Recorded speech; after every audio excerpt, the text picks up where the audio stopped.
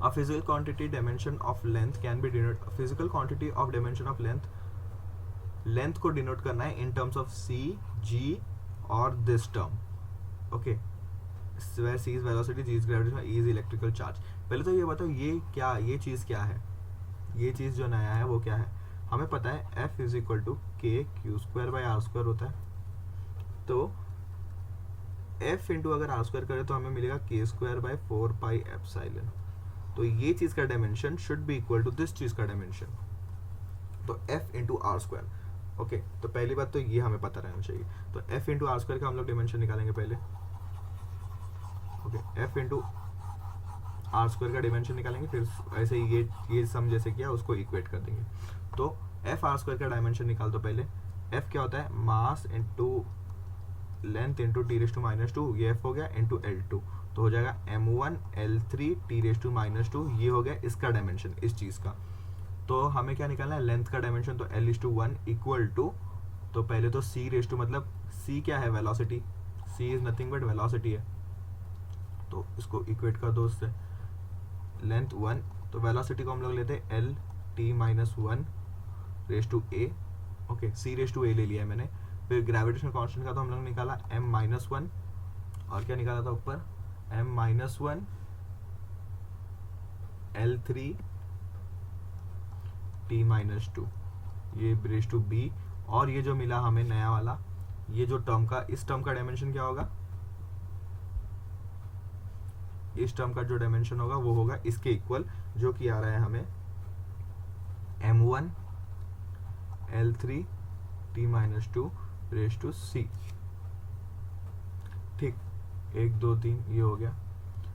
अभी L1 हो जाएगा L raise to A T raise to minus A, फिर m raise to minus B, m L raise to 3b T raise to minus 2b, m raise to C, L raise to 3c T raise to minus 2c. अभी सारे L वाले terms equate कर दो. इधर L है तो मतलब m0 t0 आप ले सकते हो, क्योंकि सिर्फ L आएगा. तो L वाले टर्म्स को इक्वेट कर देंगे, L a plus 3b plus 3c,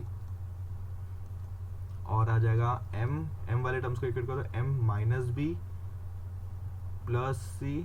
बस, टाइम वाले टर्म्स को इक्वेट कर दो, minus A minus 2b, sorry minus A minus 2b minus 2c.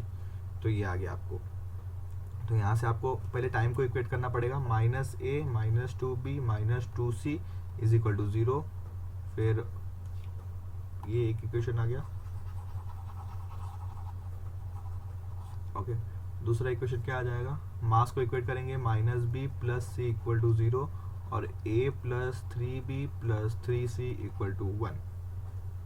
तो इसमें से आपको सॉल्व करके आएगा आपका क्या, डायमेंशंस. तो आपको इक्वेशंस ये सब मिले, ये इक्वेशन मिलेगा, ये इक्वेशन मिलेगा, और ये भी इक्वेशन मिल जाएगा आपको. तो ये सब इक्वेशन सॉल्व करने के बाद हमें पता क्या चलेगा, इसका आंसर आएगा, फोर्थ ऑप्शन आ जाएगा इसका आंसर. ये सब इक्वेशन सॉल्व करने के बाद आपको ये पता चलेगा. तो थोड़ा सा हम लोग देख लेते हैं कि हमें राइट मिला है क्या नहीं. सब a raise to minus 2b 3z is equal to z. Okay, let's see solve करना पड़ेगा हमें. तो minus B equal to C आ रहा है हमें, minus B equal to minus C, मतलब माइनस माइनस का मतलब b इक्वल टू सी. जो b का टर्म है वही c का टर्म है, जो पावर b का है वही पावर c का भी है. तो इस b और इक्वल टू c को हम लोग डाल देते हैं इस केस में. तो minus A minus 2b minus 2b equal to 0. तो minus A equal to 4b, तो a is equal to minus of 4b, ये भी हमें मिल गया. ओके, फिर और क्या निकाल सकते हैं हम लोग इससे, और क्या निकाल सकते हैं, इस चीज़ को इधर डाल दो, b इक्वल टू सी को इस तरफ डाल दो, तो हमें मिलेगा a equal to minus 3b minus 3b is equal to minus 6b, a हो जाएगा minus 6b. Okay, minus 3b, अरे ये इक्वल टू 1 है ना, तो 1 माइनस 6b.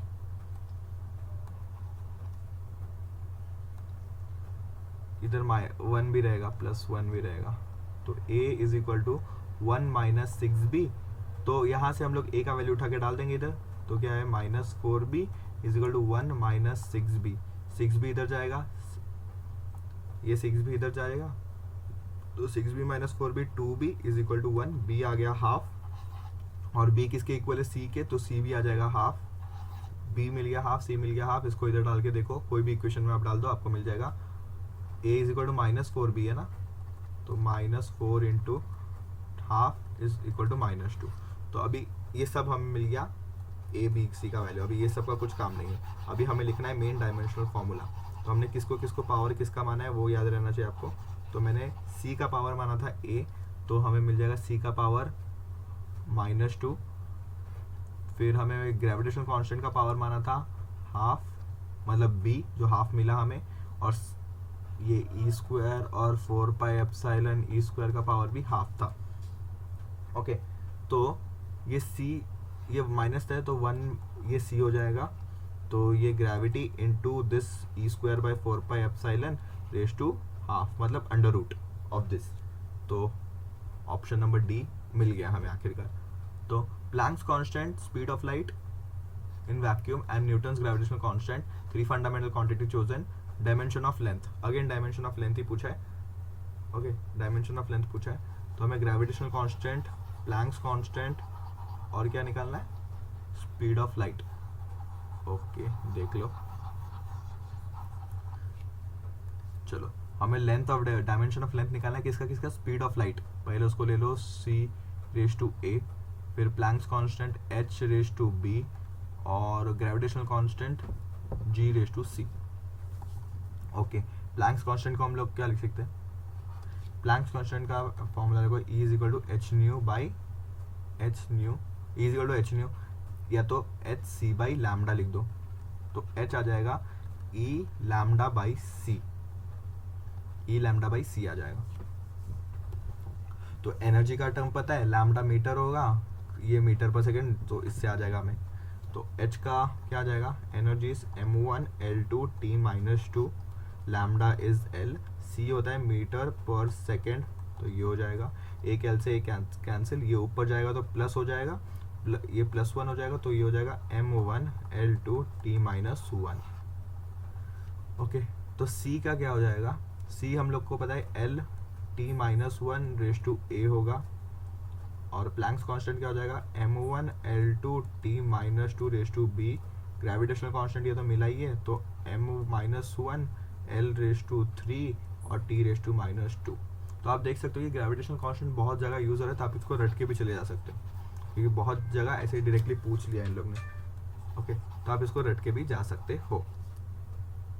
तो अभी हम लोग इसको सॉल्व करेंगे पूरे को, तो हमें क्या मिलेगा, L raise to a T raise to minus a, फिर m raise to b L raise to 2b T raise to minus 2b, इसको c ले लेंगे ना, तो m raise to minus c L raise to 3c T raise to minus 2c। पिछले वाले के जैसा ही सेम आ जाएगा इसमें, पिछले वाले के जैसा ही हमें निकालना पड़ेगा वापस, इज इक्वल टू L का डायमेंशन। तो L वाले टर्म्स को a plus 2b plus 3c, फिर m b माइनस c, और t का क्या आ जाएगा, t is minus a minus 2b minus 2c। तो ये तो सब टर्म इक्वल टू 0 होगा, ये भी टर्म इक्वल टू 0 होगा, तो b minus c equal to 0, b equal to c आ गया, वापस b इक्वल टू c आ गया। तो यहाँ पे इस टर्म को इधर डाल देंगे, तो minus a minus 2b minus 2c equal to 0 था, तो b इक्वल टू c है, तो minus a minus 2b equal to 0 लिख देंगे, तो minus a is equal to ये हो जाएगा 4b, तो a इज इक्वल टू वापस माइनस 4b आ रहा है हमें। इस वैल्यू को 1 से इक्वल कर दो, तो a plus 2b plus 3c equal to 1, a is equal to क्या हो जाएगा, 2b 3b लिख दो, तो 1 माइनस 5b हो जाएगा। तो a का वैल्यू इधर से डाल दो, minus 4b is equal to 1 minus 5b, minus 4b is equal to 1 minus 5b। अब इसको सॉल्व करेंगे तो हमें लगता है 1 का वैल्यू 1 आएगा, a का वैल्यू 1 आएगा। कैसे, ये 5b इधर चला जाएगा, 5b minus 4b is 1, 1b is equal to 1, तो b का वैल्यू आ गया 1, तो b और c वैल्यू हो गए 1, b और c का वैल्यू हो गया 1। हमें कुछ झोल लग रहा है यहाँ पे, कुछ तो गलत हुआ है शायद। बी और सी का वैल्यू 1, क्योंकि 1 तो किधर भी नहीं, सबका पावर में तो एक अंडर रूट आ रहा ही है, तो ऑप्शन देख के हमें थोड़ा तो गलत लग रहा है कुछ, या तो हमने कोई गलत सॉल्व किया है, थोड़ा सा मिस्टेक हो गया रहेगा, तो थोड़ा गलत लग रहा है हमें, तो वापस थोड़ा करना पड़ेगा। डायमेंशन वाले प्रॉब्लम ये ऐसे ही रहते हैं, थोड़े दिमाग ख़राब कर देते हैं। तो L का वैल्यू हमें लिखना पड़ेगा, देखो वापस देख लेते हैं। L T⁻⁻1 करेक्ट, A तो M⁻1 T⁻⁻2, प्लैंक्स कांस्टेंट तो सही निकाला है ना हम लोग ने, M⁻1 L⁻T, ये T⁻⁻2, T⁻⁻2 नहीं T⁻⁻1 आएगा प्लैंक्स कांस्टेंट में, प्लैंक्स कांस्टेंट गलत हो गया था हमारा, T⁻⁻1 ओके। बाकी M⁻1 L⁻3 T⁻⁻2 ये करेक्ट है, अब भी राइट आएगा। तो एक की वजह से देखो ये माइनस बी हो जाएगा, माइनस बी हो जाएगा बस। तो L के वैल्यू को डालेंगे A plus 2B plus 3C equal to 1, first equation. Next क्या है, माइनस A माइनस B और माइनस 2C इक्वल टू 0, और क्या है B minus C equal to 0। तो B इक्वल टू C तो हमें आ रहा था, वो भी अब इधर भी आएगा। B इक्वल टू C डालो, A minus B minus 2B is equal to 0, minus B is equal to क्या आ जाएगा, -3, A is equal to -3B, ये इधर चले जाएंगे तो -3 नहीं +3B हो जाएगा। तो A is equal to -3B, ये माइनस इधर हो जाएगा, ठीक। और ये वैल्यू को इधर डाल देंगे तो A plus 2B plus 3B is equal to 1, A is equal to 1 minus 5B। A को हम लोग क्या लिख सकते हैं, -3B। A को हम लोग क्या लिख सकते हैं, -3B। तो -3B यहाँ पे निकाल लो, -3B minus plus 5B equal to 1, तो 1 विल बी 2B, तो B is equal to half. अभी जाके आया करेक्ट हमें B, क्योंकि अंडर रूट दिख रहा है तो सबके पावर में हाफ तो होगा ही। तो B को हम लोग ने क्या अज्यूम किया था, B इज प्लैंक्स कांस्टेंट का हाफ, तो प्लैंक्स कांस्टेंट हाफ किधर में, सब में है प्लैंक्स कांस्टेंट हाफ। C भी हाफ होगा, C को हम लोग ने क्या अज्यूम किया, ये G भी हाफ में ही होगा। तो ये नहीं, ये गलत हो गया, ये G नीचे चला गया, मतलब इसका पावर है G टू -12। इधर C का पावर -12 नहीं, तो दो ऑप्शन में हमें C और D में हमें देखना है। तो फर्स्ट दो ऑप्शन तो गलत हो गए, तो बाकी हम लोग देखते हैं।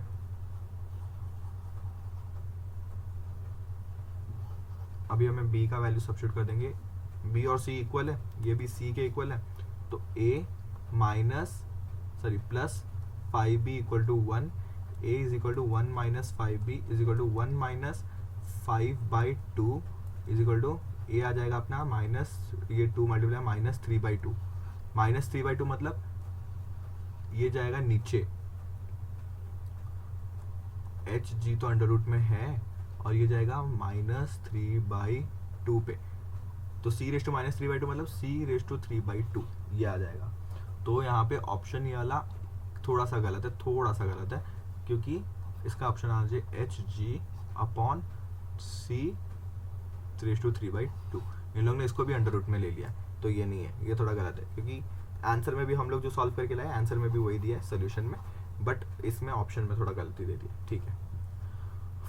तो ऐसे ट्रिकी क्वेश्चंस रहते हैं बहुत। E energy, V velocity, T time has chosen the fundamental quantities. Dimensional formula of the surface tension will be, dimensional formula of surface tension क्या होता है, फोर्स पर यूनिट लेंथ। तो हमें किसके टर्म में निकालना है, एनर्जी, वेलोसिटी और टाइम पीरियड। ओके, आ जाएगा फटाफट।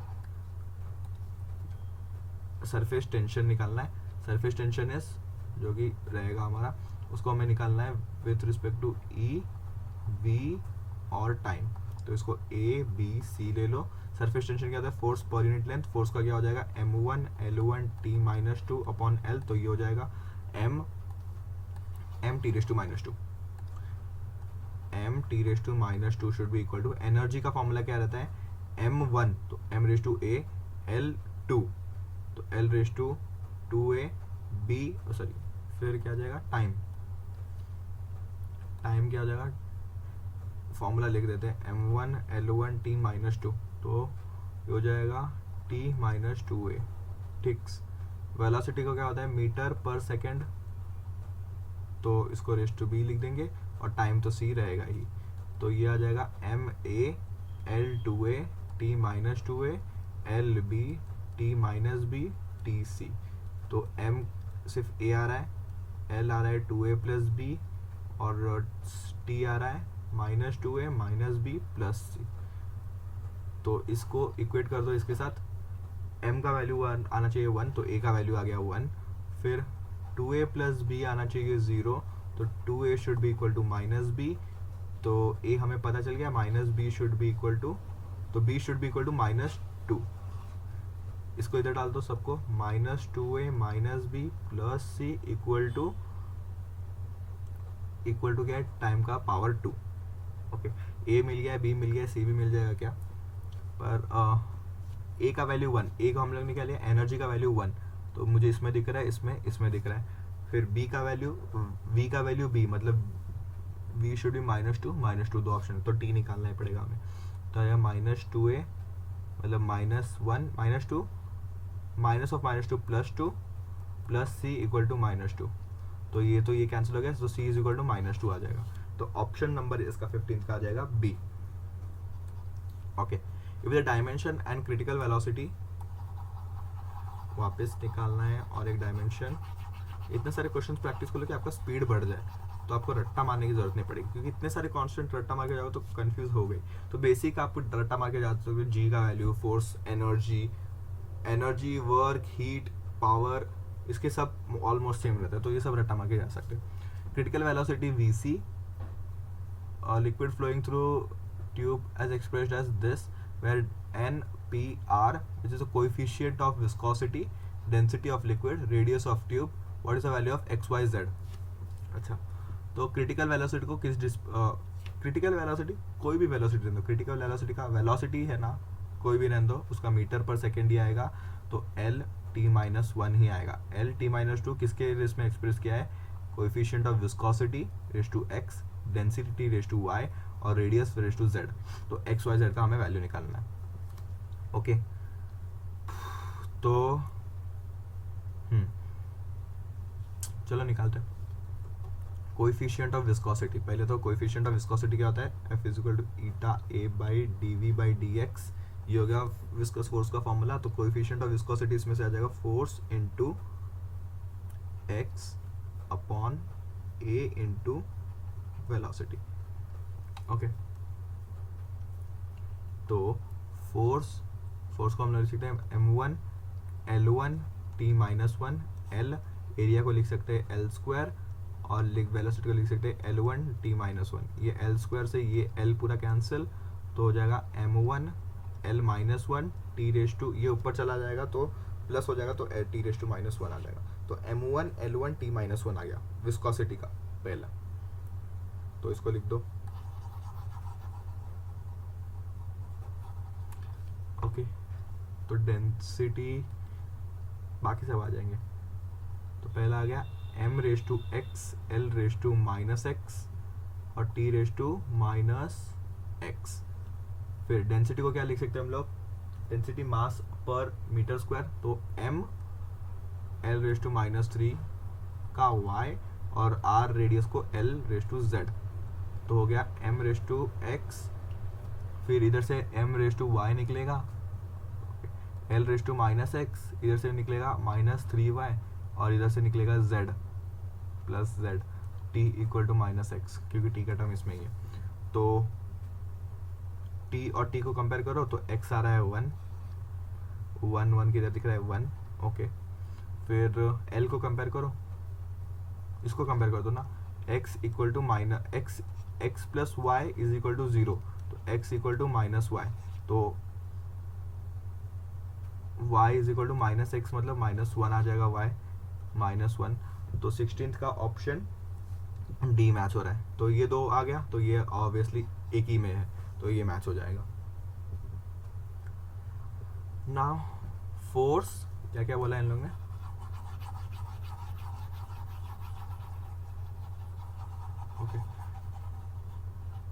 किसको किसको फंडामेंटल लिया है इस बार, force, velocity, time, dimensional constant of mass, mass मतलब m⁻1 इज, फोर्स को क्या लेंगे m1 L1 t-2 raise to a, फिर वेलोसिटी L t-1 b, फिर time raise to c।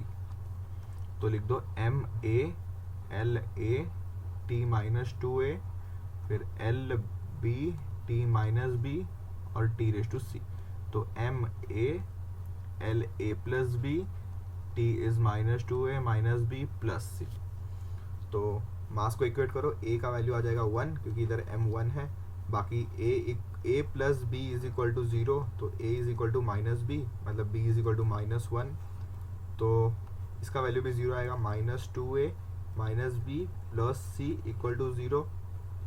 a का वैल्यू डाल दो -1 डाल दो और इसका -1 प्लस c इक्वल टू 0, तो -2 -1 plus c -2 plus 1 c equal to 0, ये माइनस माइनस प्लस हो जाएगा, तो ये -1 प्लस c इक्वल टू 0, तो c आ जाएगा 1।